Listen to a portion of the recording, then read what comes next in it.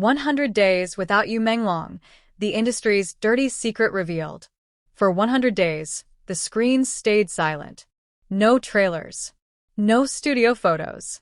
No carefully staged airport appearances. No denial posts. No clarifications. In an industry that breathes through constant visibility, silence is never accidental. And when Yu Menglong vanished from public view for exactly 100 days, those who understood the machinery of fame knew one thing with chilling certainty. This was not a hiatus. This was an erasure. Day 1. The absence nobody announced. It began quietly.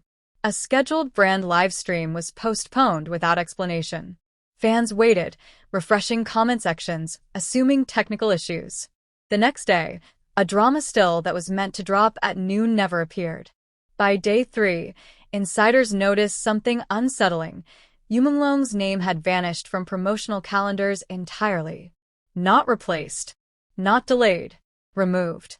No press release followed. No agency statement surfaced. The entertainment blogs, usually ravenous for even the smallest rumor, behaved strangely restrained. Headlines danced around the truth without touching it. Scheduling conflicts. Strategic silence. Personal time. But behind the scenes, panic spread like electricity through locked offices and encrypted chat rooms. The first crack, Fan Shiqi's unnatural calm. If Yu Menglong's disappearance was the earthquake, Fan Shiqi's behavior was the aftershock that refused to fade. He stopped mentioning his longtime collaborator altogether. During interviews, when prompted about shared projects, he smiled too quickly, deflecting with rehearsed vagueness. Observant viewers noticed how his hands trembled slightly whenever Yu's name hovered near a question. On one variety show, a host made a joke, lighthearted, careless, about actors who suddenly vanish. Fan Shiqi laughed, then stopped abruptly, then looked directly into the wrong camera. The clip was deleted within hours. Day 27. The locked corridor. By the 4th week, whispers reached the outer rings of the industry. A cleaner at a private post-production facility spoke of a corridor sealed overnight. Access cards revoked. Surveillance footage wiped. A production assistant claimed Yu Menglong's voice was heard during a late-night session, arguing, urgent, panicked, before security escorted everyone out. The next morning, the corridor was repainted. Not repaired. Repainted. Fresh, white over something that didn't want to be remembered. The manager who vanished first. Before Yu Menglong disappeared, his manager did. 3 days earlier. Phone disconnected. Social media erased. Industry email returned, address not found.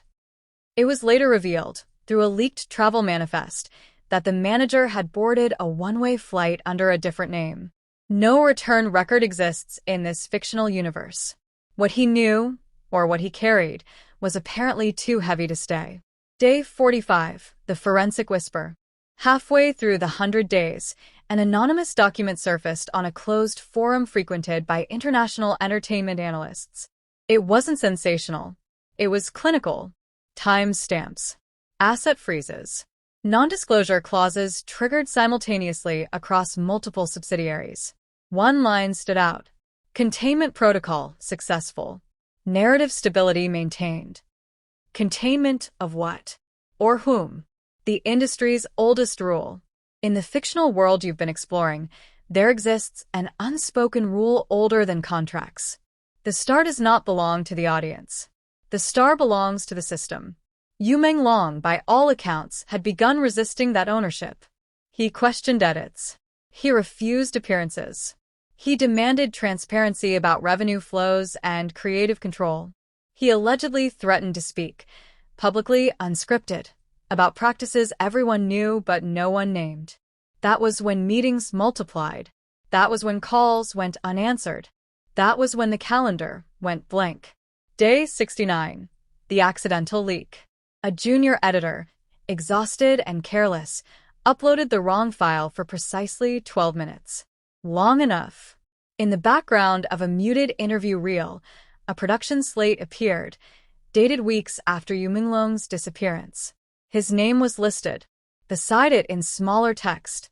Archived. Do not release. The file was pulled. The editor resigned the same night. Why silence was chosen. In this fictional narrative, the industry didn't announce a scandal because scandals invite investigation. They didn't confirm a tragedy because tragedy invites sympathy. They chose something far more effective. They chose nothing. No narrative can compete with emptiness. Fans argue among themselves. Attention fractures. Time passes. Memory dulls. Or so they believed. Day 88, the candle incident. On the 88th day, fans gathered quietly in 3 cities. No banners. No slogans. Just candles. Photos of Yu Menglong were placed on sidewalks, steps, and studio gates. Security removed them within minutes. But the images had already spread. For the first time in 100 days, the silence cracked. The dirty secret revealed. The secret was never a single act. It was a system perfected over decades. Actors reduced to assets. Voices edited out of their own lives. Disappearance treated as a management tool. Yu Menglong, in this fictional universe, became the symbol not because he was the first, but because he refused to fade quietly. Day 100. The question that remains. 100 days without Yu Menglong is not just a countdown. It is a mirror held up to an industry that survives on illusion. Was he silenced? Was he erased? Or was he transformed into something the system could no longer control? No official answers exist in this story. Only patterns. Only fear. Only a silence too carefully maintained to be natural. And somewhere beneath that silence, a truth waits, patient, dangerous, unforgettable. Inside the silence, how the disappearance was engineered. The first mistake people made was believing disappearance looked dramatic. It didn't. There were no sirens, no breaking news banners, no urgent press conferences. Yu Menglong did not vanish in a single moment. He was thinned out, piece by piece, until the outline of his existence blurred into something negotiable. The calendar that went blank. Insiders later said the real warning came from the internal scheduling system. One assistant noticed that Yu Menglong's name, once color-coded and stacked months ahead, had been quietly turned gray.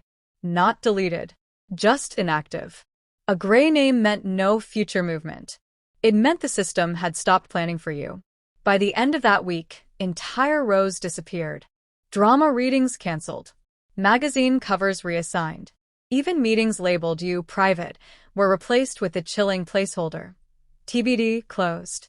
No one asked questions aloud. In this industry, survival often depends on knowing when not to know. The last studio night. According to a fictional composite account, Yu Menglong was last seen leaving a private soundstage just after midnight. The hallway lights were dimmed to half power, a setting usually reserved for shutdown nights. He wasn't alone. 2 senior executives walked several steps behind him, close enough to hear, far enough to deny involvement. His phone was still on then. A short voice message was sent, but never delivered. It contained only 7 words. They're changing things. This isn't normal. By morning, the phone went offline. Fan Shichi and the rule of distance. As the days passed, Fan Shichi became a case study in controlled proximity. He was visible everywhere, events, interviews, variety shows, but his emotional range narrowed. Every answer was polished. Every laugh arrived half a second late. When asked about future collaborations, he responded with an industry-safe phrase. Plans evolve. But those who watched closely noticed the micro-details. His refusal to sit in certain studio chairs. His habit of checking the floor before speaking. The way his jaw tightened whenever the conversation drifted toward absent colleagues. Distance, in this world, was protection. The meeting without minutes. Somewhere between day 14 and day 21, a meeting took place that officially never happened. No minutes were recorded. No assistants invited. Only decision-makers. The agenda was simple. Risk assessment. Brand exposure recalibration. Narrative neutralization. Yu Menglong's name was reportedly spoken once.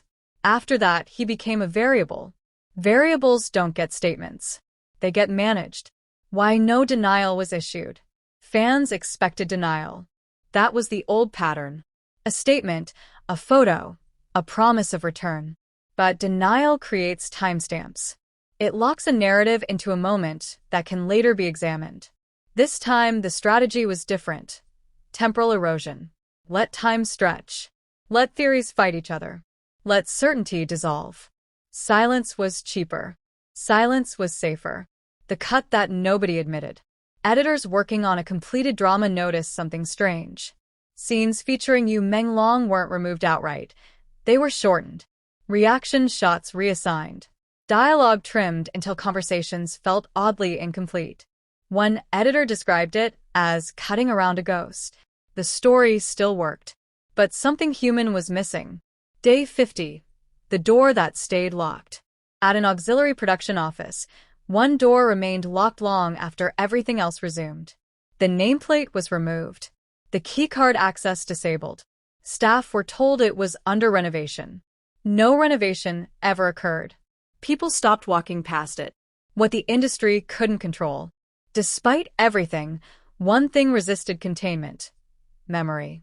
Fans replayed old interviews, noticing moments that now felt prophetic. A pause before answering. A look towards someone off camera. A smile that didn't reach the eyes. They weren't looking for scandal anymore. They were looking for continuity, proof that what had existed hadn't simply been erased. The disappearance as a message. In this fictional universe, Yu Menglong's absence became instructional.